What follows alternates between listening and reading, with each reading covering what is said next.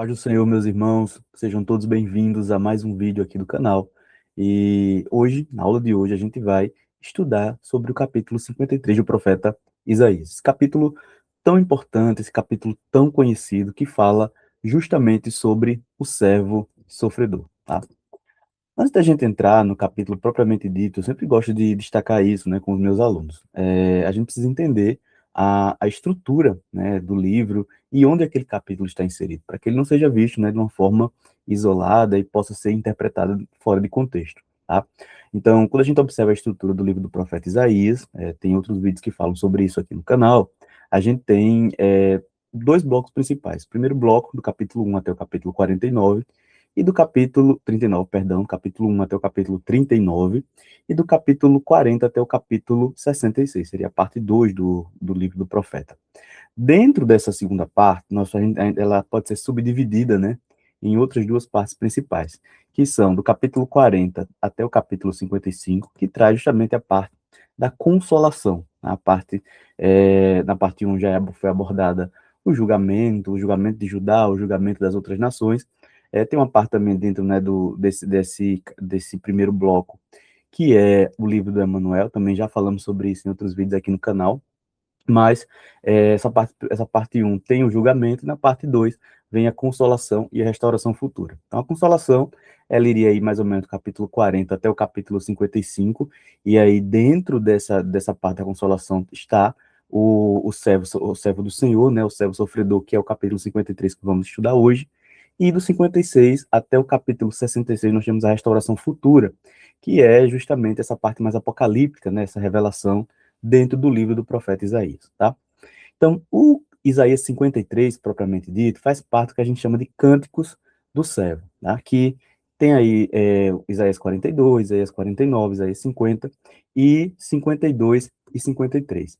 E aí o que seriam, né, esses cânticos do céu, né? O que é esses cânticos do céu que estão dentro do profeta Isaías, né? Esse cântico do céu, ele traz justamente textos, né, mostrando o servo, entre aspas, que foi escolhido por Deus. E esse servo tem algumas características importantes, dentre elas, que é trazer justiça às nações, ser fiel e obediente a Deus, sofrer injustamente e ter um papel aí na redenção e na restauração da humanidade, né?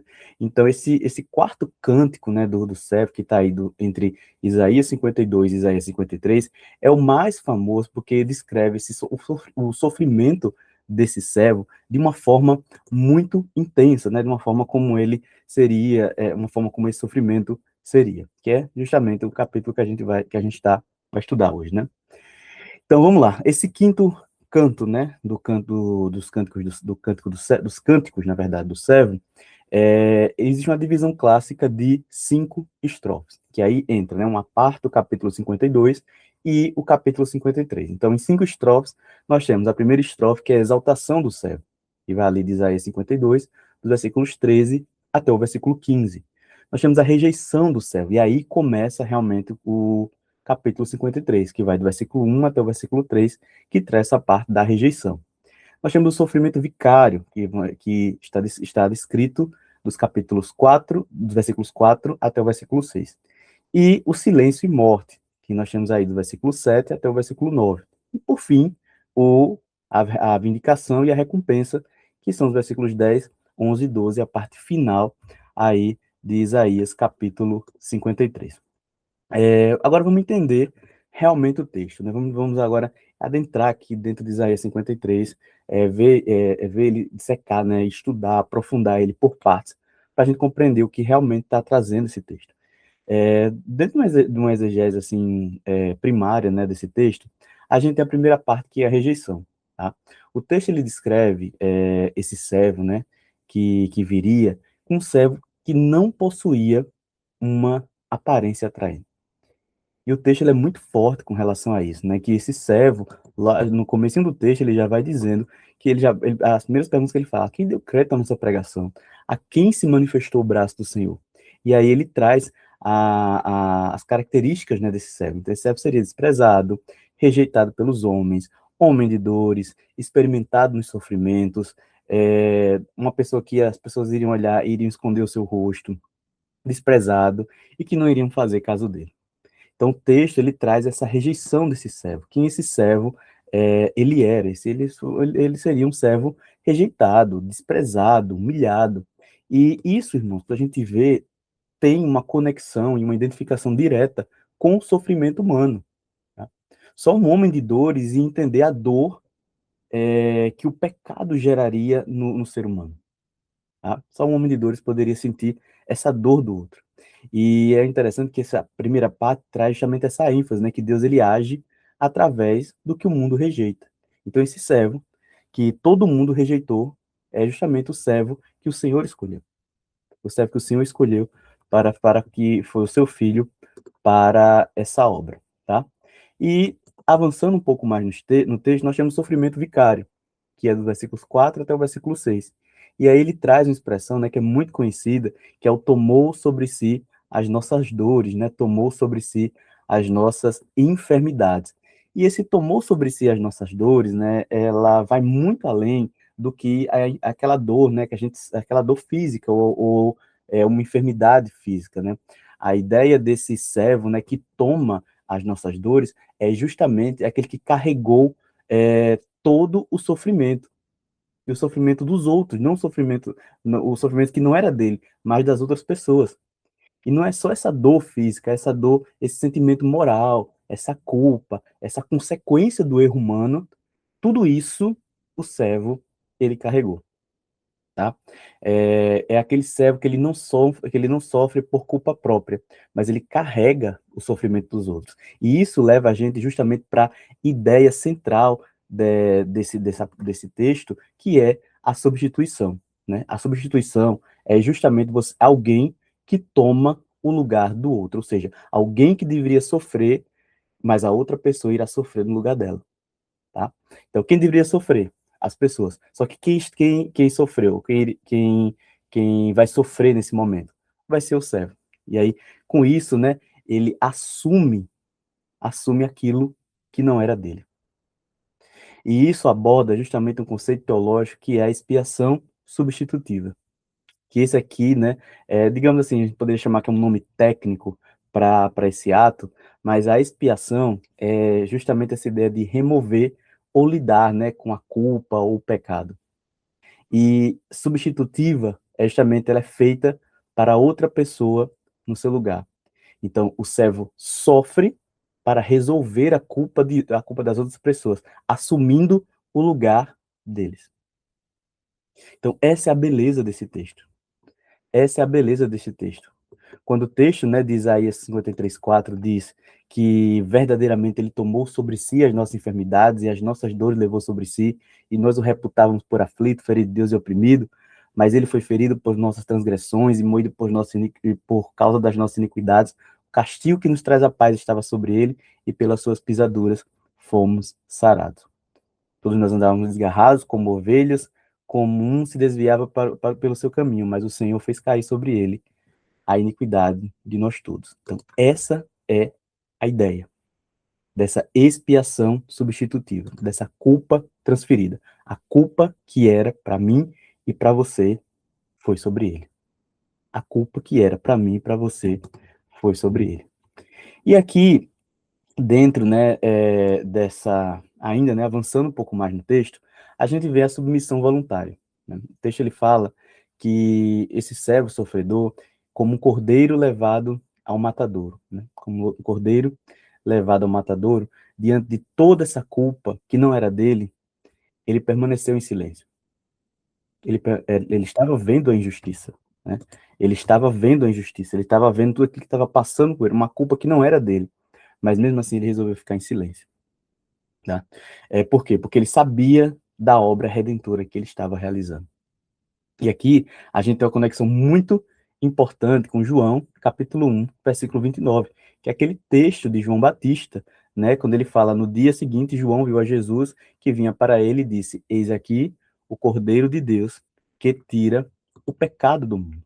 Então, João, né, teve essa revelação, né, a respeito da divindade de Cristo, né, da obra salvífica de Cristo, nessa declaração. desse cordeiro, desse servo que começou como uma ovelha muda para o matador, que foi descrita pelo profeta Isaías, estava diante dele, estava diante do próprio João. E aqui a gente tem, né, uma descrição também bem breve do que como seria sua morte e o sepultamento, que ele seria arrancado, né, sepultado entre os ímpios, mas esse sepultamento seria entre os ímpios, seria enterrado entre os ímpios, e que essa morte foi justamente por conta da injustiça no seu julgamento, porque as verdadeiras pessoas culpadas, né, os verdadeiros culpados não foram condenados. Quem foi condenado foi justamente o servo. Tá? E aqui, no versículos 10 e 12, do 10 ao 12, a gente tem a vindicação, que é o sofrimento dentro do plano divino. Tá? Então, o Cristo que se entregou, tudo isso, né, fazia parte do plano da salvação, para salvar a humanidade.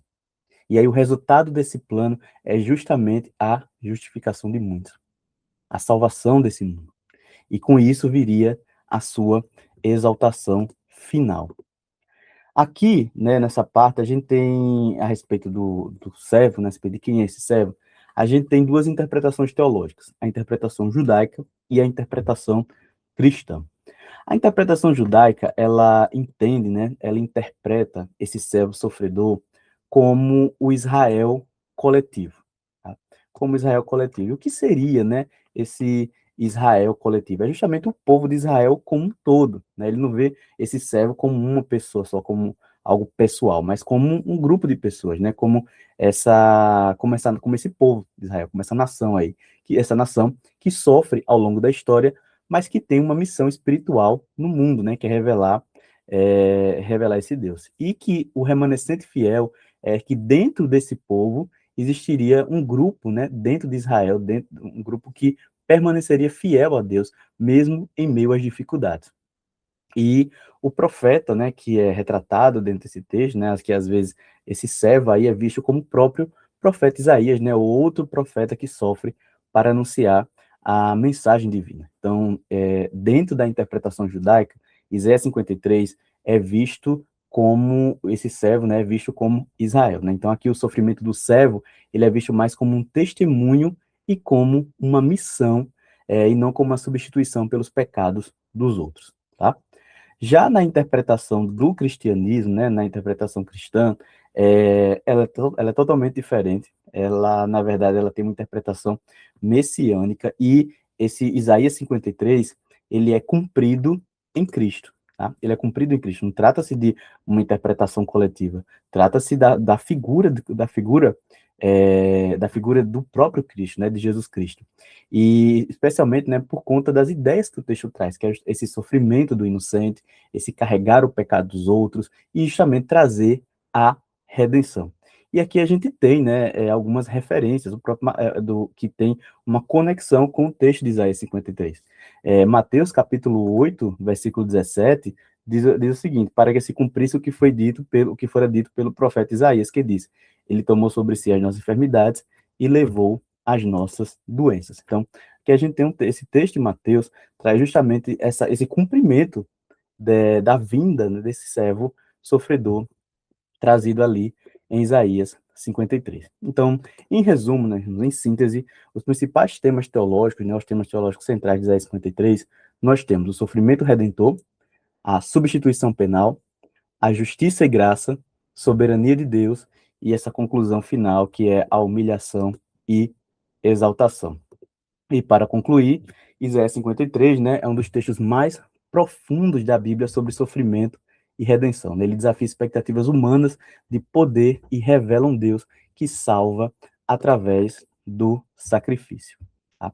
Então, com isso, né, eu me despeço aqui desse momento aqui de aula de Isaías 53. Espero que vocês tenham aí compartilhado comigo esse tempo.